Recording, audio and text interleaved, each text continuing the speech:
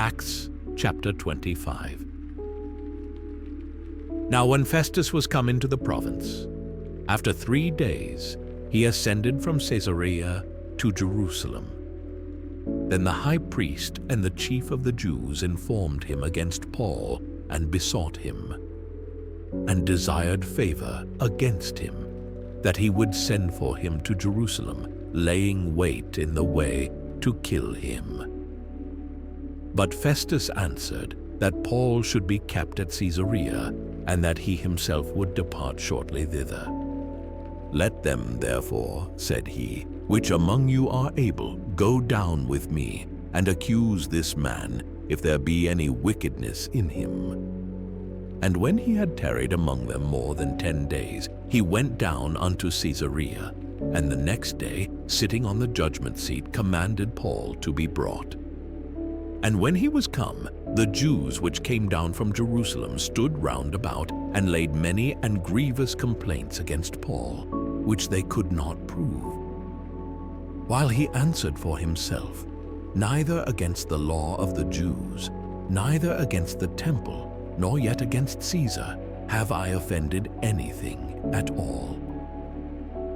But Festus, willing to do the Jews a pleasure, answered Paul and said, Wilt thou go up to Jerusalem, and there be judged of these things before me? Then said Paul, I stand at Caesar's judgment seat, where I ought to be judged. To the Jews have I done no wrong, as thou very well knowest. For if I be an offender, or have committed anything worthy of death, I refuse not to die. But if there be none of these things whereof these accuse me, no man may deliver me unto them. I appeal unto Caesar. Then Festus, when he had conferred with the council, answered, Hast thou appealed unto Caesar? Unto Caesar shalt thou go. And after certain days King Agrippa and Bernice came unto Caesarea to salute Festus. And when they had been there many days, Festus declared Paul's cause unto the king, saying, There is a certain man left in bonds by Felix, about whom, when I was at Jerusalem, the chief priests and the elders of the Jews informed me, desiring to have judgment against him. To whom I answered, It is not the manner of the Romans to deliver any man to die, before that he which is accused have the accusers face to face, and have license to answer for himself concerning the crime laid against him. Therefore, when they were come hither, without any delay on the morrow, I sat on the judgment seat, and commanded the man to be brought forth.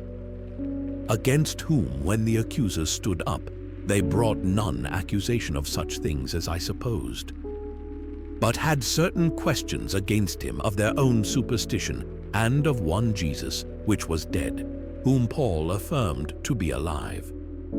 And because I doubted of such manner of questions, I asked him whether he would go to Jerusalem, and there be judged of these matters. But when Paul had appealed to be reserved unto the hearing of Augustus, I commanded him to be kept till I might send him to Caesar. Then Agrippa said unto Festus, I would also hear the man myself. Tomorrow, said he, thou shalt hear him. And on the morrow, when Agrippa was come, and Bernice, with great pomp, and was entered into the place of hearing, with the chief captains and principal men of the city, at Festus's commandment, Paul was brought forth. And Festus said, King Agrippa, and all men which are here present with us, ye see this man, about whom all the multitude of the Jews have dealt with me, both at Jerusalem and also here, crying that he ought not to live any longer. But when I found that he had committed nothing worthy of death, and that he himself hath appealed to Augustus, I have determined to send him, of whom I have no certain thing to write unto my Lord. Wherefore I have brought him forth before you, and specially before thee, O King Agrippa, that after examination had, I might have somewhat to write. For it seemeth to me unreasonable to send a prisoner, and not withal to signify the crimes laid against him.